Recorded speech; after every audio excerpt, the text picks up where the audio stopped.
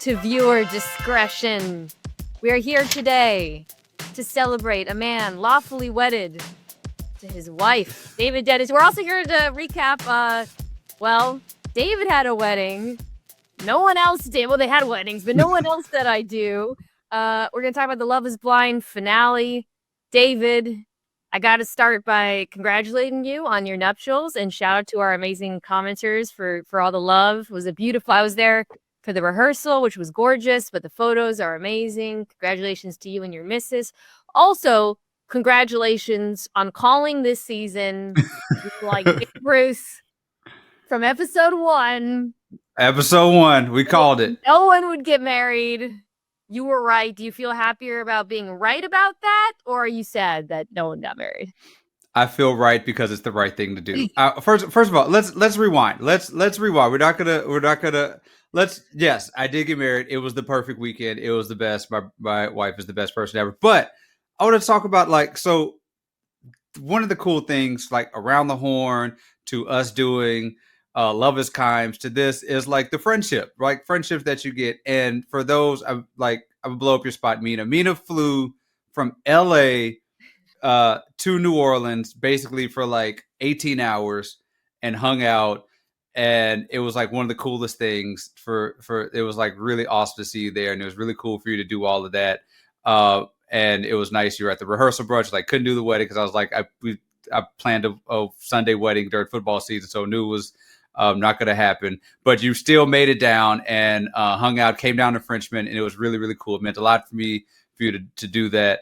But also what was hilarious was that like so many of my friends who are not sports fans were like, "Oh, that's your friend from the pod." Yes. And then they were like, I was like, "Yeah, she has to leave on Sunday for football." And they were like, "Why is she leaving for football? What does that have to do?" Like, well, I don't understand it because you're, known for so many people close to me as a reality TV show analyst extraordinaire, and the football thing is secondary. That's very sweet of you. The gal who emceed your rehearsal brunch, Dalia, yeah. She came up to me and it was the first thing she asked about was this season.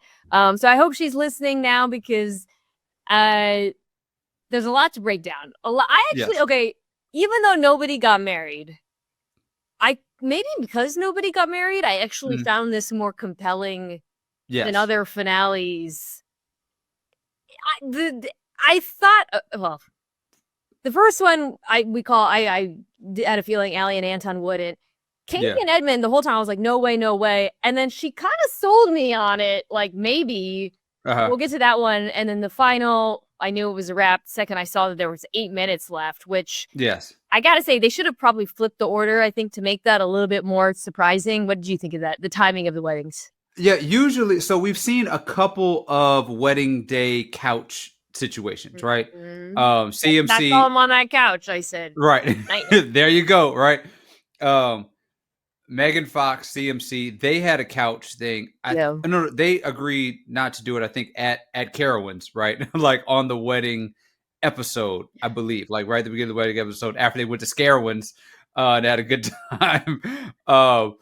And so we've seen that before. And like you said, they have been prior to the weddings, which was an interesting choice. I think usually the we're not going to make it to the altar is at the beginning. I think they knew that we were more compelled by Jordan and Meg, and maybe that's why they kept it at the end. But I think I agree. It would have been more shocking if they'd have put that at the beginning, especially once you notice in the trailers that we never see them in any other wedding stuff. All right, let's go in chronological order. Let's start with Ali and Anton. So the other decision they made this season was to barely show us the bachelorette parties, which makes me think they were just really boring or something. But I will say those parties, the bachelor, it's been reduced as seasons have gone by. Probably because like nothing happens really at them. But we do see Ali, Meg, we'll talk about later, talking to her friends, and it's a tough look. I would say more for her friends than her, because I wanted to make sure what exactly she was saying, and I don't want to like indict her for things her friends said. But they were like hard on Anton. Are you marrying a truck driver? Yeah. And Ali, defended him a bit. First of all, I Yeah. thought he wasn't a truck driver. I thought he was like a transportation logistic, whatever. So like, He was yeah, he like no, trains truck driver. He like trains yeah, people that's what I in. thought. But Yeah, she yeah, said, like he has big dreams. He wants to open a barber shop. And one of her friends said, you got to marry him for who he is right now, which is yeah, honestly pretty good advice. But they were yeah. very judgmental about his money and then implying that Ali could do better. And meanwhile, by the way, we saw cuts of him at his bachelor party where he basically said, yeah, she doesn't cook and clean, but so before we get to the actual wedding, what was your read on both of these couples at their bachelorette party, or both these people, pardon me, and did it change your thinking about how this might go down? At no point did I feel like there was, this. No point did I feel like there was a yes coming from both of them. I thought the friends, part of it was like, we're going through 2 divorces. Like they're each going through a divorce, so they're bad people to talk to. So I guess that was trying kind of like giving their perspective. But yeah, I just kind of thought they were a little hard on him for being quote unquote truck driver. Also, Anton wants to open a barbershop and a restaurant, and I was wondering if he was like an NBA rookie or something, like, because those are those are the standards. I don't understand what his business model is for Anton to making any kind of money. Hair is very big in Denver. That's been a I guess. subplot this season. I don't really love his hairstyle, but yeah, she was, I think, kind of careful with her words. I think she's been careful with her words this whole season. Friends will probably regret looking so sexist. So they get to the wedding. So the very obvious through line at this wedding is he is definitely going to say yes, and he's very nervous about her saying no. Like his mom is like, it'll be okay either way. Like it's clear that everyone around him thinks there might be a no coming. Yeah. So I think that's what I want to start by asking you when we finally get the no. But watching the lead up and the conversations we had, do you think he thought she might say yes?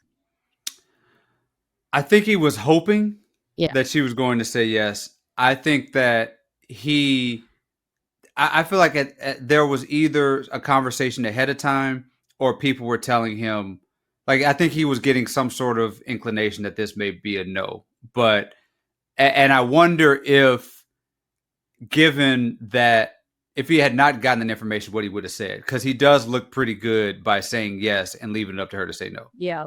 And it makes sense why they went in that order, obviously. Yeah. Yeah. She, on her side, when you're watching, you're trying to get clues from the little family conversations. Mm-hmm. I felt like watching the way her family interacted with her, they knew it was a no as well. Yeah. They were like, the sister was like, I don't approve, but you should do what makes you happy. Like, clearly they had an off-camera conversation. I just felt like nobody. It felt like the sister only showed up because she knew it was going to be a no. Like if she disapproved so much, she was like, it's going to be a no. Cool. I'll show up on camera. We'll make up. We'll have our moment. And I don't have to worry about you marrying this dude. You can also tell by the vows. It's pretty. Yeah. Students of the show will recognize some pretty obvious tells when somebody gives a vow. And it's like, I learned a lot from this experience. Yep. She even said in her vow, I think we know the things we need to know to make the right decision. I was like, oh, no. Yeah. This is it's a lot of like, I love you. I have loved you. That's not good. That's there. Love is there. It's been great. There's been a great journey, but there's no like, we're going to have kids. And I see us in 5 years doing this. It's like, this has been it's like an exit interview. This has been great, fantastic. You're a little late for work, but that's it. I want you to get your thoughts on the actual thing she said when she said no. So he says yes. Yes. No surprise. Very interesting. Yeah. He's in it. She says, and she looks like she's going to throw up the whole time. Right. So there's zero mystery in how this is going down. She says, I can't be your wife. The person I fell in love with in the pods is not who I've gotten to experience in real life, which, that's notable because a lot of times when people do the rejection, they really try to let the person down easy or it's too little time is the most common one. It just wasn't enough time to allow them to save face. She basically intimated that there was never going to be enough time. he was the wrong person, and there was something kind of misleading about him. So I wanted to get your thoughts on like how she rejected him, because it was kind of unusual. We don't see that a lot. Here's my question about it. Do you feel watching it that was her whole rejection statement? Because when I watched, it felt like they cut a whole. It was so short. All she said was like, "You're not the." Generally, especially when you. I mean, even if you watch KB later, when you watch all of these rejections, they give these long speeches. They give these like things. They have a conversation after. All we really got from her was like, "You're not who you said you are," and that's it. I don't know if there was like more in what she said. It feels like they had to, because it was also like seemed like a really quick edit, like a quick cut after she said that. It feels as though she said more than that we didn't see. And because I was also intrigued by, I think it was his sister, the reaction where she like cussed her out. Later called her cold and things like that. It just felt like there was more to her actual speech that we just didn't get to see. Yeah, but I wonder, like, I feel like later on she adds more detail to the camera. We'll get to that. But I feel like if she had been more like, for example, if she had gotten into specifics about like the lifestyle stuff, or I feel like they would have shown that. Right, which is why it feels like there's something that she just was not, because also even before there was like you said, like I was hearing things about his friends and things I didn't like, which I think we're led to believe is the secret bathroom conversation. But it feels as though maybe the reunion or something, we're going to get some more about what she's actually talking about. I think you're right. That's a great point. It doesn't feel like it was just the one conversation in the bathroom. Although that old girl was at the wedding. It was just so funny when, he, again, I think part of the reason why he didn't lose it was I think he was pretty prepared for this outcome. But his family comforts in I couldn't tell if it was his sister or friend, calls her a cold-hearted B word, which was really a lot. And his friend, the guy from the Tequila Bratch, was like, "Bro, any girl will be lucky to have you." While his girlfriend's like, that's gonna be interesting when because he has no idea that maybe she told him that they probably interesting that she was there. So she's very upset. Before we get to what she said to the camera, were you buying the level of upset that she was? Because she was really like crying, and her friend, I think friends like, were you upset that you hurt him? She says yes. The friend says it would have hurt him more if you had married him and it wasn't the right fit. Good friending, But do you think like she was actually as upset as she seemed, or what was your take on her reaction to it all? I think part of it is, KB is kind of similar, is worried about how you're going to look and worried about hurting somebody that you love. But there was nothing that said that she was second guessing or any of that stuff. And then, the last thing we see of her, she's looking over yonder with a big smile on her face, just counting her perfect match money that she's about to get. So she tells in the post game interview, by the way, there's a job for me, sideline reporter at the wedding. There you go. Talk about the decision, or is something you plan going to the game, or did you call an audible and adjust your game strategy? There you go. WNBA style, like as they're walking back down the aisle, like in their most tense moment, just walking down and interviewing them. Let's do it. She says, she gives more detail. This is also very interesting. She says he wasn't forthcoming about his lifestyle. How active he is. How healthy he eats. Camera cuts to him eating potato chips and drinking champagne. Brutal. So there's like there's the drinking thing, but there's also the implication here, which is what she said, that she felt misled by some of the things he said. What was your take on that? We're going to get, the reunion's going to be nasty. I think out of everybody, totally agree, this is probably going to be the more compelling reunion. If Nick, you guys do your job. If they don't, we got you. We could do it for you. But I think there was, because we got a teaser for the reunion. I know we're going to get to that later, but I think that they are really banking on the reunion doing Yeah. some stuff. So I think they left a little bit in the baggie for that. But Yeah. there's something that she's going to drop come reunion time. That I feel the same way. I think there's more to be said about stuff Yeah. she found out about him. My final question is, do you think he went to the strip club right after, or do you think he waited until later at night? He took the champagne from catering and went straight straight to Lucky Dolls or whatever the name of the strip club is. All right, no surprise there. Let's move on to KB and Edmond. Okay, so like I said at the beginning, the whole time you and I've been like, these people don't even like each other. Yeah. What is she doing? Why is she still doing this? In the whole lead up, part of me thought I had a moment of hesitation, like, oh my God, she might go through with this. There's a lot that happens.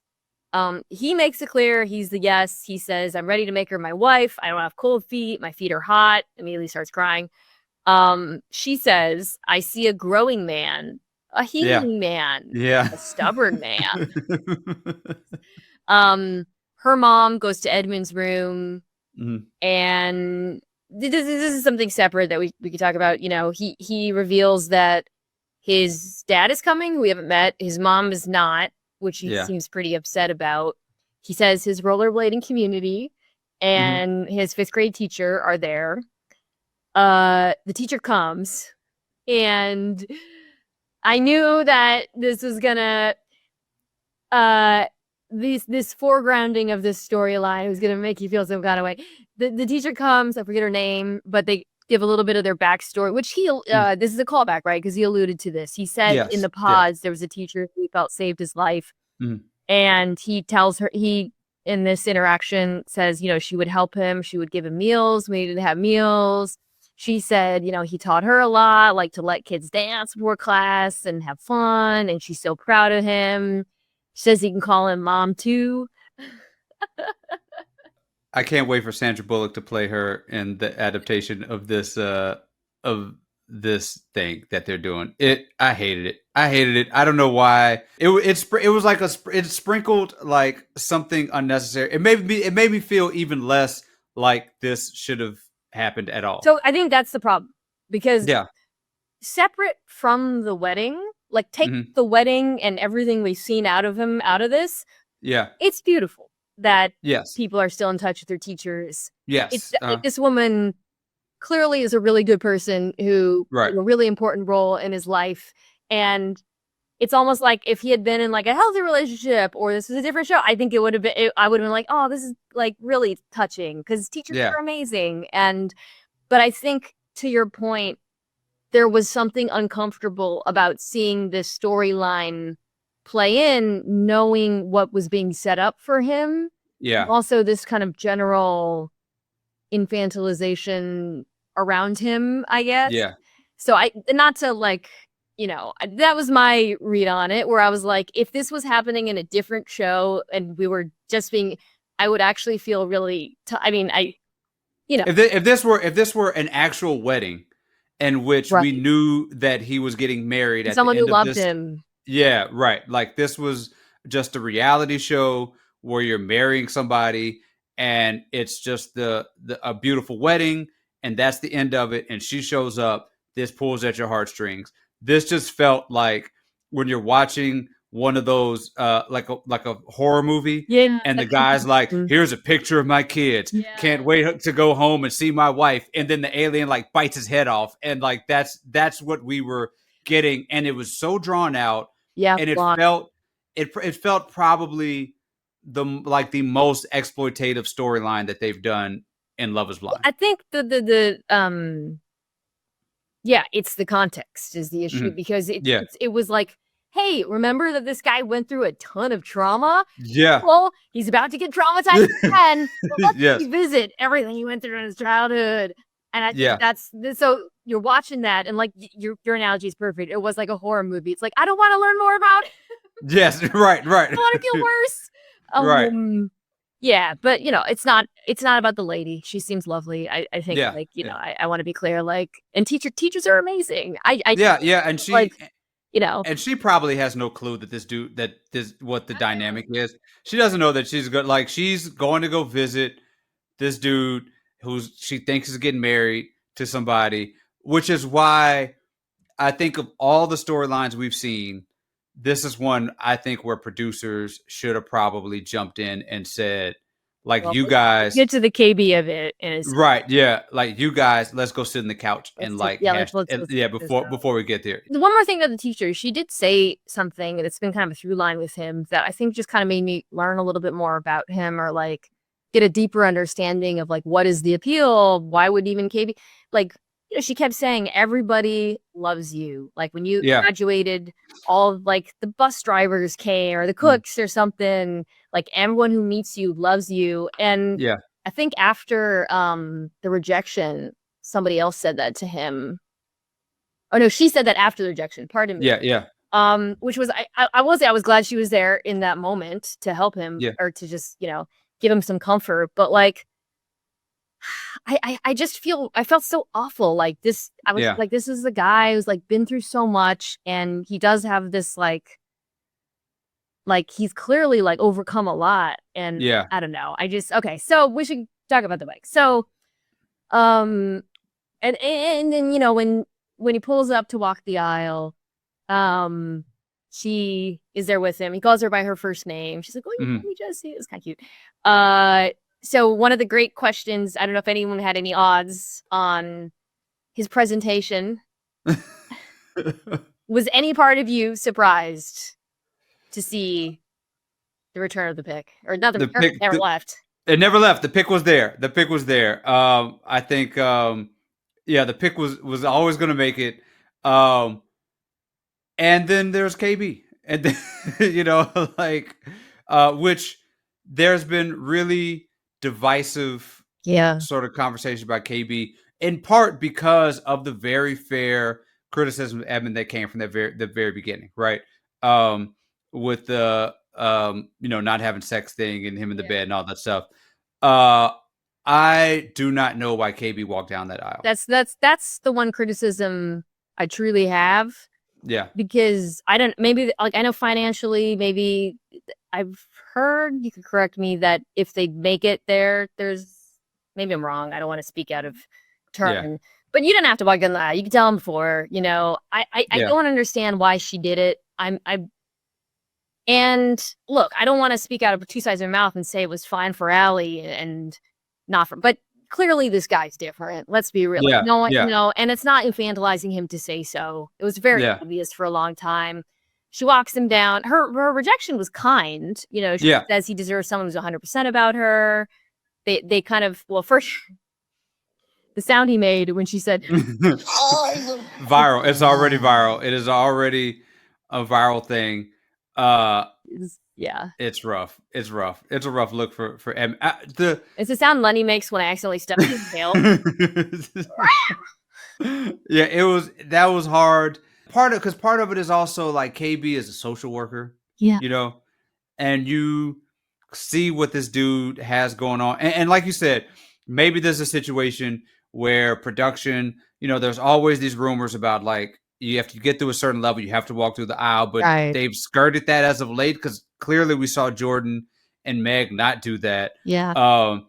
And I don't know why you walk down the aisle with the dude who's, has these is so emotional. The first thing we saw about him, he was sobbing about his background. And I would imagine that she knows as she's walking through that she's going to say no. Oh, yeah. And you're doing that in front of all of those people. And you don't really have a smoking gun reason to say no, just that I don't really love this dude like that, which is fair, but it's just, there's nothing that like made me want to see him get a comeuppance. Brian says, that sound was a man who realized he was never going to have sex with this woman. I want to be very specific. We do not begrudge her for saying no to this man. Right. But it wasn't so there was obvious nothing there for so long, and it made no sense that it got drawn out this far. And then afterwards, he says, down the road at least, and she said, I would never write you off. Yeah. Or a big stepping stone in my life, which is a crazy thing Oh to no. say. Yeah. Yeah. Yeah. I will never forget you. Yeah, it was a hard fought first round of the playoffs to help you get to a championship. Like that's what kind of the vibes were. It I think that, and I want to give KB a little bit of grace also in the fact that she's in a reality show, Yeah. right? Like it's a different animal to go and like figure out how to do something so delicate and to sort of hold the feelings of somebody whose feelings need to be held, Yeah. right, and taken care of, and do this on reality TV. And there are different rules for life on reality TV where you Yes. don't necessarily like. Clearly, if they were just dating, they would not have gotten to the point where they're walking down the aisle and she's doing this in front of his family. But it's like, do we do the reality TV game? Do we do like there's different things that are probably in her head, which is why I think I hold the onus here on the people on production, on like the folks behind the scenes who should have said, look, what are we actually doing here with this presentation of this couple in a wedding when we know it's going to be a no, when we know this dude is going to be terribly distraught by it, and he did not earn it. Like Shake, like you let Shake get to the end because you know that he's going to get an earned comeuppance. I don't think Edmond deserved that. Yeah, I feel like, again, right, it's a really good point you make about reality TV has different rules. It's like why we were like forgiving of the jet ski couple, because they're like, you've been dating for 3 months, I don't respect your relationship. On one hand, again, I don't think it's fair to say, well, why'd she walk down the aisle? So many people do on this show. It's the show. You're doing the show. There are producers probably pressuring you to do it. It's the show. But he does feel like a unique character, even in the world of the show. And she was very, I do think, to wrap this, at the reunion, I would not be surprised if she says there was some off-camera behavior that really bothered her. Because she's alluded to that a few times. Yeah. And he's getting such a sympathy, like, most people are very sad for him. And I do think she's gotten some criticism. I would not be surprised if that's her approach. Yeah. I will say that the aftermath of the no was a little bit kinder than I thought it was good. Like they seem to find sort of this equilibrium of like his heartbreak and like her sort of making him feel better, and him being like after the initial yelling, kind of feeling, it felt a little bit, like at the end I felt a little bit more relief than I thought I was about how the two of them interacted with each other. He did say he was expecting her to say I do, so he was fully blindsided. Now she'll say I wouldn't be surprised if she says I actually did make it clear he wasn't blindsided. I don't know. Yeah. Who knows? We'll see. I mean, she said she wanted to shoot the club up a week ago, so that's different. I just don't get why this woman did it. Like, I just don't understand it. Okay, Jordan, Megan. So like as we alluded to, this started with about 8 minutes left, so you knew you knew. Right. And of course, they show up on the couch. People who are longtime listeners of this show are aware of what that means. The producers should try to mess with us and start putting people on couch for just banal conversations. Right. Or just put them on don't put them on a seesaw when they break up next time, or just have them do something different. That's that instead of a couch combo. A seesaw would be good. Good metaphor. We get some Bachelorette signs of her and her friends, aka the Real Housewives of Denver, who tell her. One of them was clearly drunk, which made me laugh, because one of them was like, "You might fall in love with this kid," and the other one's like, "But what if you do? And it's the rest of your life," or something. That was cracking me up. Before we get to the couch conversation, did you have any? I just thought her friends were unfortunately like kind of what you would expect. Yeah, there was also, I think the friends were the friends that she clearly made, that was Megan 1.0 pre-pod, the one who was going with Mike, the sort of like that seemed like the person that we thought we were going to get when we saw in the first couple episodes. There was also Netflix put out sort of like deleted scenes, which were pretty much mostly innocuous, except for the friends when they meet Jordan and pretty much berate him for not having, like, they pretty much were like, how do you feel about making so much less money than her? You drive a Kia and she drives whatever. Like, it was kind of like really crappy the way they were talking to him. about the money difference, and he was trying to be cool about it, but it was a bad look for her friends. I do think Megan is getting some hate for things her friends have. Yeah. I'll throw that out here. I texted you about the level of vitriol I'm seeing towards her, and I didn't not agree with it personally. Yeah. So the couch conversation is, kind of a continuation of the fight we saw, which was about lifestyle and communication. And she says, I feel like we're ships in the night, and you don't want to like have adventures. You want to eat the same thing every day. And he is fed up in a way that indicates they have already had this conversation. Yes. And he's having the look on his face was like, we got to do this again. Like, that's exactly how he was looking. Like, getting that with some of these reenactments where like the Nick one was too, you tell he was just like, oh boy, here we go. He said, I don't know why you chose me. You knew you'd have to make sacrifices. I'm just a normal guy.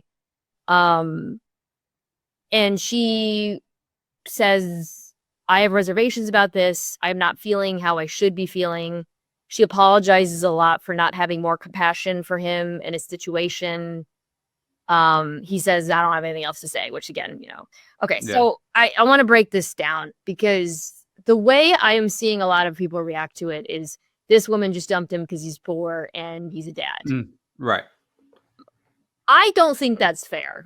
I don't think that's all of it at all. In fact, the parenting part, while you and I have discussed, why that should give pause to this whole thing, that to me feels like a pretty minor part of the discrepancy between these two people. Would you agree or disagree? I agree. I think that the parenting, I think she's fine being a parent. I think part of this is a huge part of this. I think Jordan has a lot of work to do in terms of his life. I think like sometimes when you're going through divorce, you're going through this level of single parenting, you can kind of get stuck in this idea of like, this is my life. Like, this is my life as a parent. I just got to do the stuff with this kid. And he just kind of, I don't think he's necessarily taken the time to figure out how to enjoy himself outside of parenting and his previous relationship or marriage or whatever it was with the mom. And really like utilize those 3 to 4 free days a week where you're not parenting this kid and going out and like living your life. Like, I think that he needs to kind of do that, because the things that she was doing, he could do it too. Like, he could really do it too on a Saturday when his kid is not around and go play tennis with her. And it's easy. I think it's easy to do when you're parenting, single parenting, coming out or divorced, whatever, with like work yourself into this rut where you just feel like, this is what I do. This is my life. This is what I do. And you meet somebody who has all the free will in the world and free time in the world and all that stuff. And you can either resent that and say, I can't do that, or you lean into the possibilities of what that could look like when you're spending time with this person doing those things and working your schedule around that. And I think he was too resistant. I think the time for them to figure that out, they didn't have enough time to figure it out. I think that's really well said, because the impression I got was not that she was like, you don't leave this glamorous life, or, I want someone who can like jet off to Italy with me or whatever. It was that she wanted him to try to,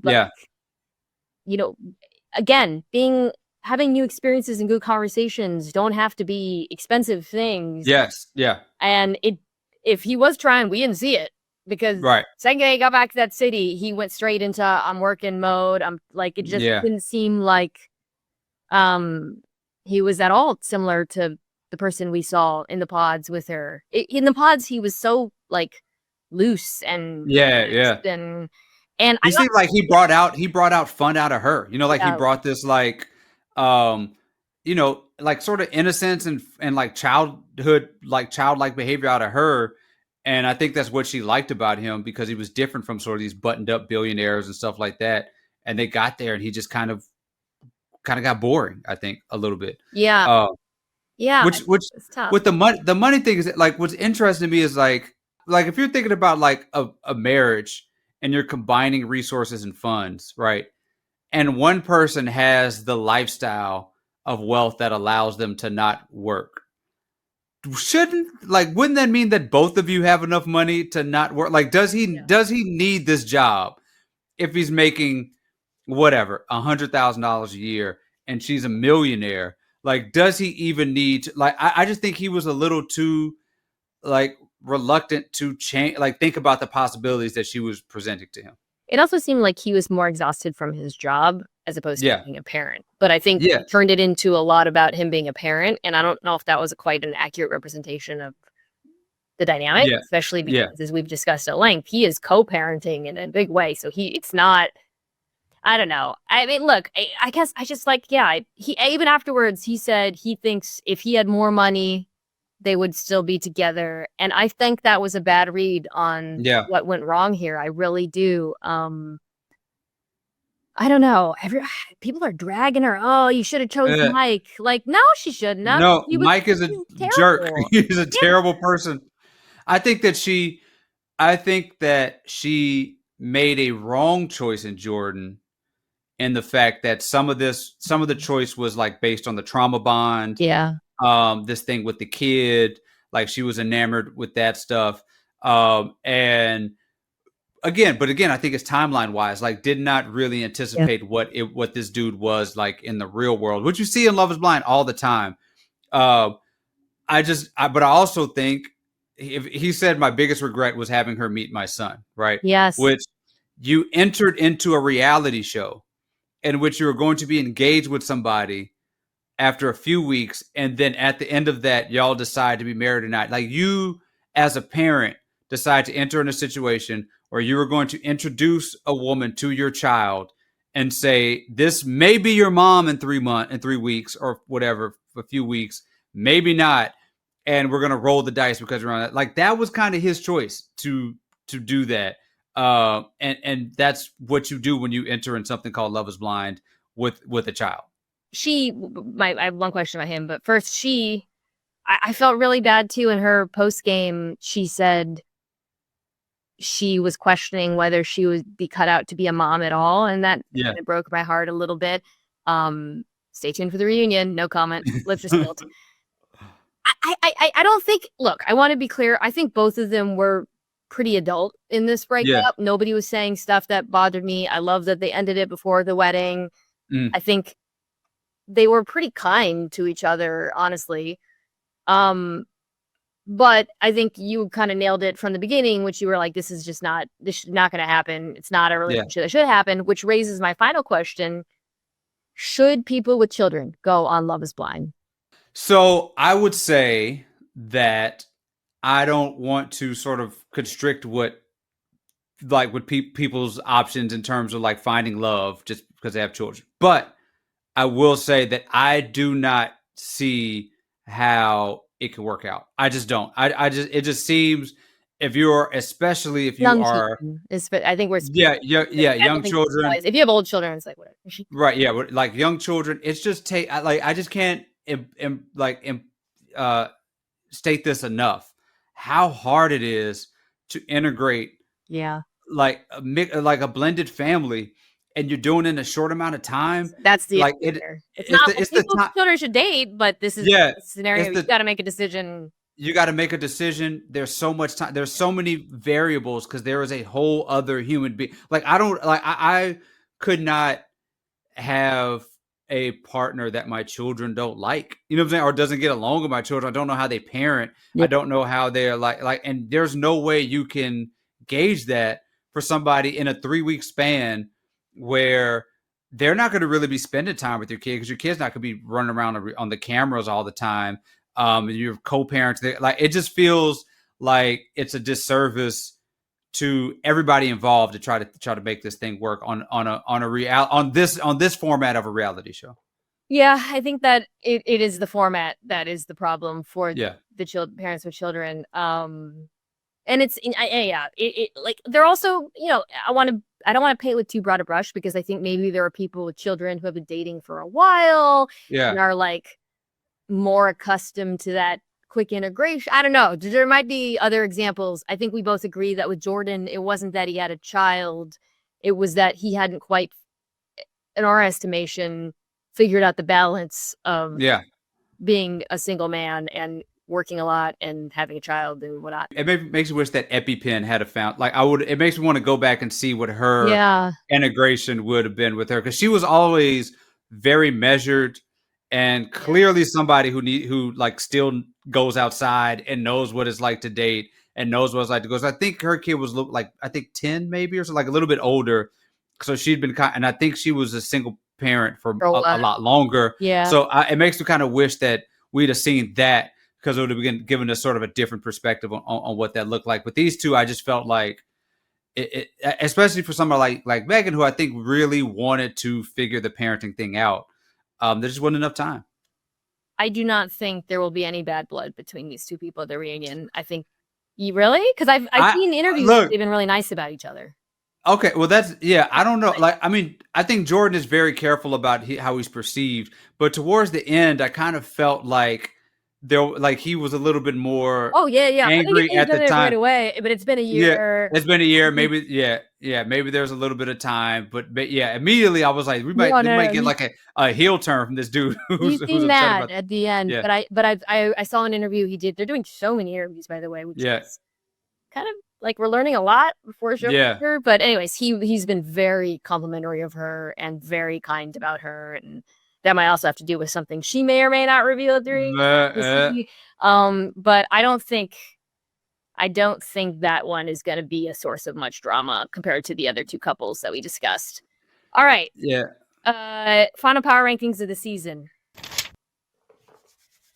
I'm going to include the two couples that did not make it to the altar so that we have a complete data set here. They were just getting plucked. They were just getting picked off like piece by piece. It was just so incredible. All no's. I never let the record show. I never made a yes card the whole time. You've got a gift, David. All right. People aren't going to agree with these. These are going to be controversial power rankings. Uh-oh. Number 1, Ali. Okay. People are hating on her. I think she made the right decision. I think she was totally justified in saying no. I think this is one where it was fine to take it to the altar, and I think we're going to learn more about why she said no. Yep. I'm with it. It's 1. We got to see her actual skin color, too. There's episodes. That was interesting. Also, we'll see her on Perfect Match. Number 2, I'm going to go with Madison here. Oh, okay. All right. Winning the breakup in a huge way. Yeah. Have you seen any of this? She's been out in the streets talking about Joe and how he was like a liar and he was flirting with Casey and he kept it going after it was over. Like, so she, I just feel like I'm seeing her and she seems to be winning in the court of public opinion right now. Yeah, she's had a lot of time to also have the retorts and all that stuff. Joe. Yeah, it's going to be a rough reunion for this dude. Yeah. All right, that's 2. Number 3, I'm going to put Jordan here, even though I know I've been critical of him. I think he has come out of this show looking pretty good, compared to a lot of the other guys. Yeah. Came out from pretty. And then I'm going to put Megan right behind him, even though a lot of people are turning on her. I feel like it's a little bit overblown, to be honest. All right, that's 4. Yeah, and the stuff we're saying about Jordan and Megan, I don't feel like either of them have done anything like bad at all in the whole process. Like, it's just kind of like things that just don't. I can't think of a thing that either of them have done. Totally agree. In the series in the season that I felt like you did a wrong thing or a bad thing. I'm putting Edmond at 5. Whoa! All right. He has won over America. So much so that people have forgotten the KB won't let me tap that breakdown. I just think he finished the strongest and got the best showing at the end. It was the rollerblading. He's rollerblading community. 6th, I'm going to put Anton here. Okay. Didn't do anything like super objectionable. Oh, they just show him drinking champagne at the end, which is the final shot of him was once again him drinking, which I felt like was funny. I think more stuff's going to come out. I do. Yeah, I do. Also the reveal. Like, when you go back and watch the reveal, when he doesn't look back and he's just pouring his champagne, it's like KB at 7. Tough final episode for her. Yeah. All right. There's 3 more. I'm going to put Nick at 8. Okay. All right. Joe at 9. I think he's in for a reckoning. Yeah. I saw his current girlfriend is giving podcast interviews. Yeah. It's like, we don't need to hear these people. Right. And then, unfortunately, Annie at 10, most embarrassing breakup, also potentially damaging ramifications for her business of the product advertisement on the show. Got to find the Yelp reviews. We need to get to find the Yelp reviews of the business. I did see. Oh, I know. I feel bad. I always feel bad. But don't do that, people. Don't don't tank their, whatever. But I did see her interview with her.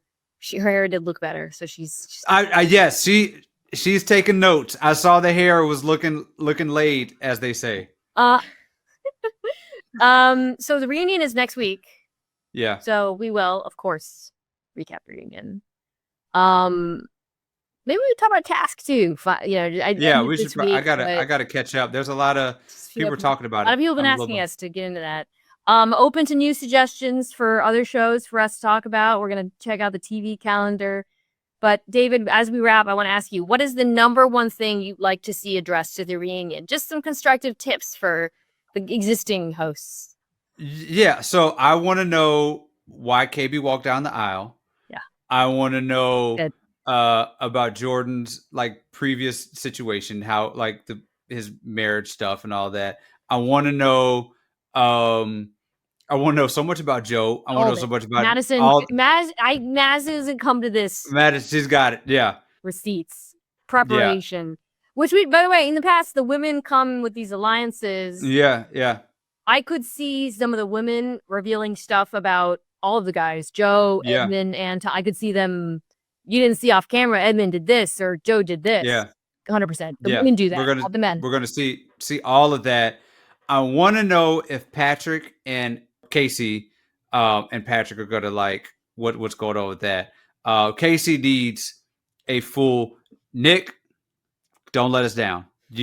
Casey needs. You got to get. Yeah, I need all of it. I need your best Barbara Walters. All of it. Gotta call her out for lying. Yeah. For breaking up with. We want to be clear. You got to be clear about this, Nick. Yes.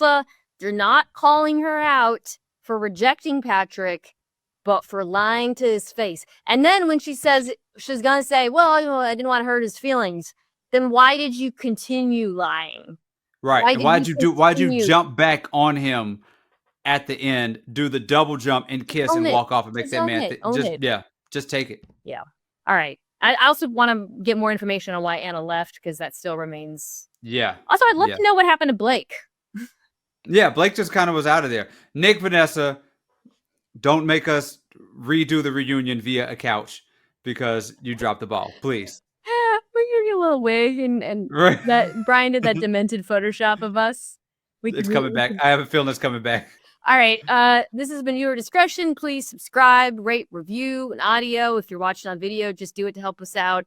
Shout out, of course, always Charlie Kravitz and Brian Madison and David. And the commenters. Shout out to the comment. I got so many kind messages about my wedding, my marriage. So many Love Is Blind references in my mentions from all the beautiful people who are telling me, who tried to get me killed by saying that I should make a really dramatic long pause before saying I do. Thank you. Best comment section on the internet. See you guys next week. We will be discussing the reunion.